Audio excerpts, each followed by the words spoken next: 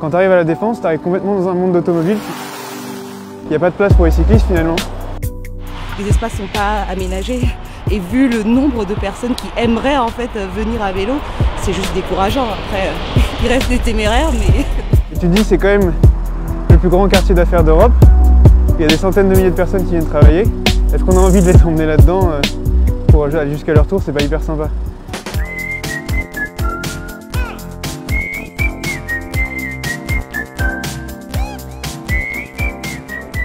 Je me trouve sur la dalle de la Défense. Ici, il y a environ 180 000 personnes qui viennent travailler tous les jours dans ces gros buildings.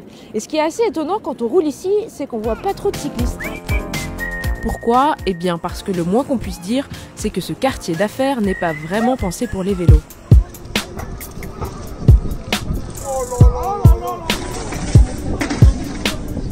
Pour les non-initiés, la Défense, c'est un peu une immense forteresse. 71 tours, 2500 entreprises et plus de 3 millions de mètres carrés de bureaux.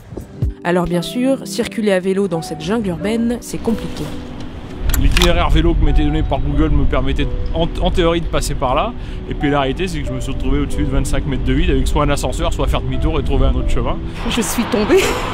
Ah oui, j'ai eu un accident grave de vélo à la Défense il y a 3 mois. Je me suis cassée dedans parce que juste j'avais pas la luminosité et puis la signalisation adéquate. Parce qu'on prend une rampe, on a des escaliers, on voit pas. Alors pour comprendre comment se déplacer en sécurité à vélo, j'ai rencontré le cycliste qui connaît le mieux la Défense. Il a 26 ans, il s'appelle Jean Saget. Jean est plus connu sous le nom de Jeannot le cyclo, car chaque matin, il filme ses trajets puis les commente sur YouTube. Donc je parle sur ma chaîne YouTube de un peu tout ce qui tourne sur le vélo taf. Donc comment se rendre à son travail à vélo, comment faire pour que ce soit agréable. Et après je vous montre un peu mon expérience sur qu'est-ce que je vis au quotidien en tant que cycliste urbain. Il y a quelques mois, Jean s'est lancé un défi un peu fou, explorer et cartographier toutes les entrées possibles à vélo vers la Défense. En tout, il a compté 18 itinéraires. Je voyais pas mal de gens qui tournaient un peu en rond. Et je me suis dit que comme je connaissais, vu que je suis né ici, moi ça fait 26 ans que j'habite à Courbevoie, je me suis dit que ça pouvait être sympa de faire un peu un tuto pour montrer aux gens comment on faisait pour y accéder. Et donc on va voir tout ça ce soir, je vais vous montrer. Mais avant ça, Jean doit aller au travail. Il est 8h30, il se faufile jusqu'à sa tour et gare son vélo.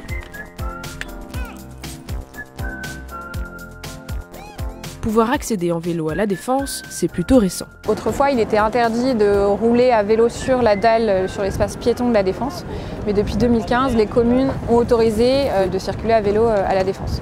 Parce que c'était véritablement une demande de la part des entreprises et des usagers du quartier de pouvoir venir à vélo.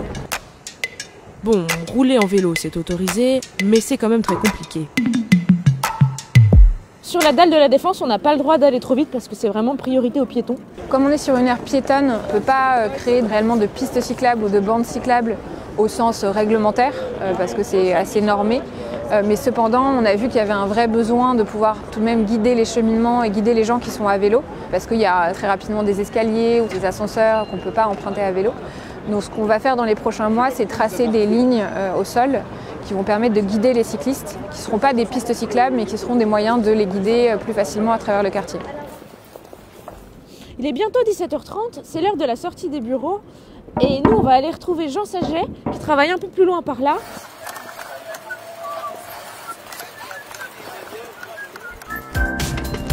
Ouais, ça tourne. Je confirme. Commencer à faire du vélo pour aller au travail, pour plein de gens, c'est une découverte. C'est pas forcément plus dur qu'ailleurs. C'est juste qu'il faut un peu connaître. Au début, ça va être un peu plus galère, mais... T'as l'impression au contraire que c'est plus meilleur. Au début, mais en fait, quand tu connais, ça va très bien. C'est juste que il y a un truc d'apprentissage au début pour trouver les bons accès. Et c'est justement pour ça que j'ai fait la vidéo, que les gens abandonnent pas en se disant mais c'est trop compliqué, je sais pas où passer, j'arrive pas à aller là où je veux.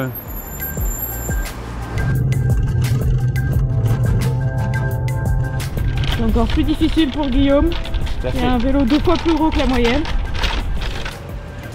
Ah non, ça passe. Là, avec les sacoches, c'est pas pratique non plus.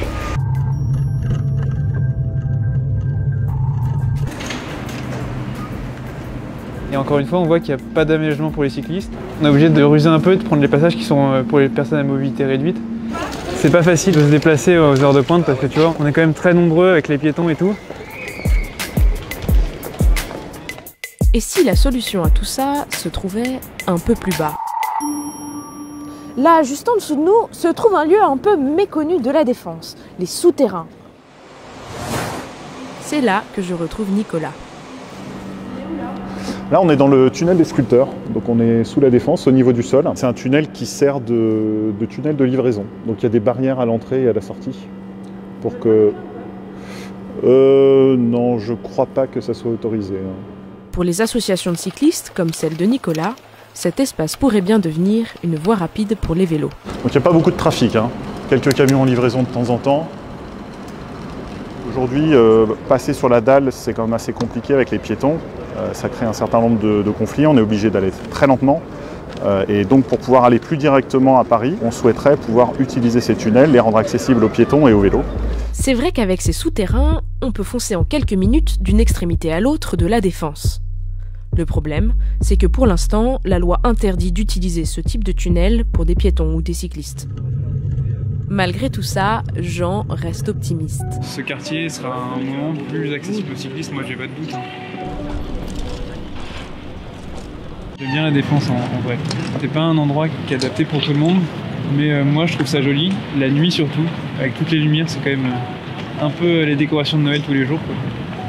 Et puis c'est chez moi en fait la Défense, donc moi j'ai un peu l'impression d'être à la maison.